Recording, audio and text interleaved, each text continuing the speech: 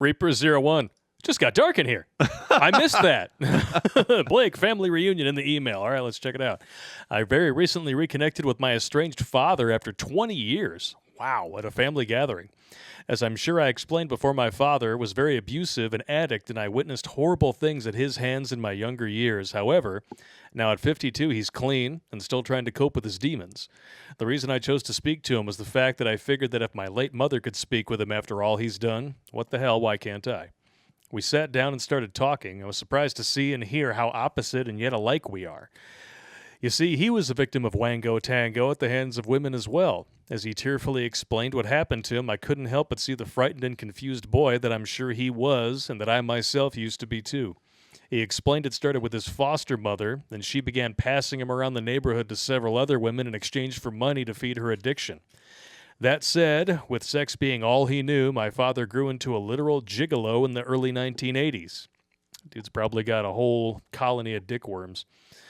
It got to the point where an older woman actually wanted to buy my older brother before he was born. Whoa. Whoa, that's messed up. Wow. At first, I didn't believe it, but once the story was confirmed by my aunts on that side of the family who were also at the gathering, I could do nothing but sit there in amazement as she spoke, knowing that my life was and is on an extremely parallel path to his. Wow. With the exception, of course, of the booger sugar addiction. Booger sugar. You gotta write that. And multiple children. The booger sugar. That's good. I haven't heard that one before. It took me a few minutes to understand that the only thing that saved me from becoming just like him was the Marines that got to me before the drugs and the gangs did. But it still shook me that almost the very same thing that happened to me also happened to him, with the exception of the cameras and the studios, etc. I guess the old quote is true. The sins of the father are to be laid upon the children. One more reason why I will not have kids is I refuse to pass this curse on to my son, Reaper out. I don't blame you. Hot damn, that's crazy. Now, listen, I never experienced anything like that growing up. I mean, the closest I got to any other, any sexual anything is I got to pull out my babysitter's tits when I was like 11.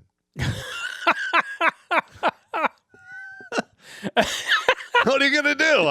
They were there. What are you gonna do? I was 11. That's it, though. I mean, that's pretty much it. Whatever works for you, I guess. Hey, what are you going to do? Not a whole hell of a lot. I was only half of 22. I'm going to read the next chat. That's what I'm going to do. Try to scrub that out of my brain pan. Yeah. Maybe I'll get some booger sugar. It'll help me forget.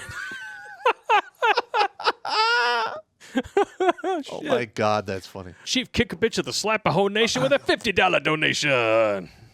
We're not worthy! We're not worthy! Thank you very much. See the email, Raising Charlie III for a 5th grade memory and a meme. All right.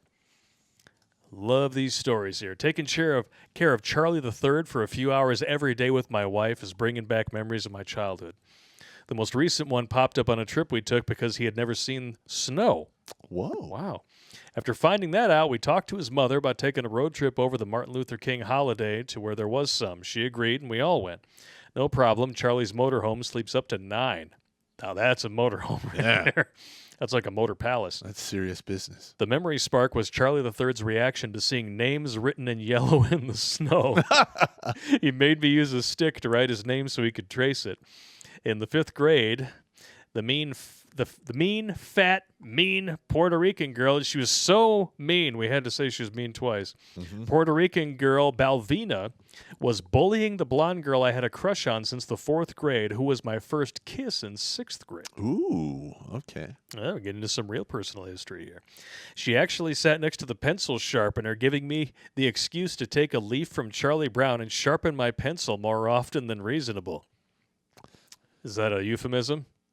Listen, I did the same thing. Gonna sharpen my pencil next to you.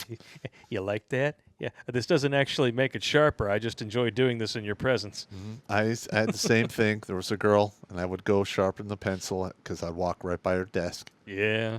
I totally understand. There was the first girl who sprouted like a real mean set of tits when I was like in junior high, middle school, whatever you want to call it. We all just looked forward to when her name got called to go up and get her papers. Ellen?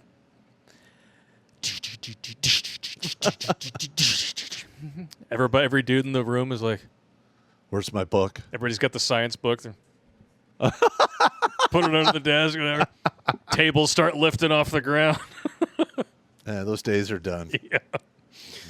It was the day after a snow day when we got in early so we would not get caught writing Balvina's name in the snow near the front door and near the area where the girls hung out during recess. Over the coming week, most of the boys who hated her as well got into the act after Charlie said loudly enough for all the boys and nearby girls to hear, "I knew it! Balvina has a dick!" After every snow day for the next 2 years, her name was everywhere.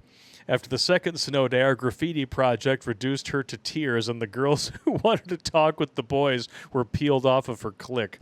Before spring, her power was broken. Watch Grunt Speak live every Tuesday and Thursday at 8 p.m. Eastern. And if you want to join Pop for Supporter Sundays, go to redonkulous.com/donate and make a monthly pledge. A link is in the Meat Gazer box.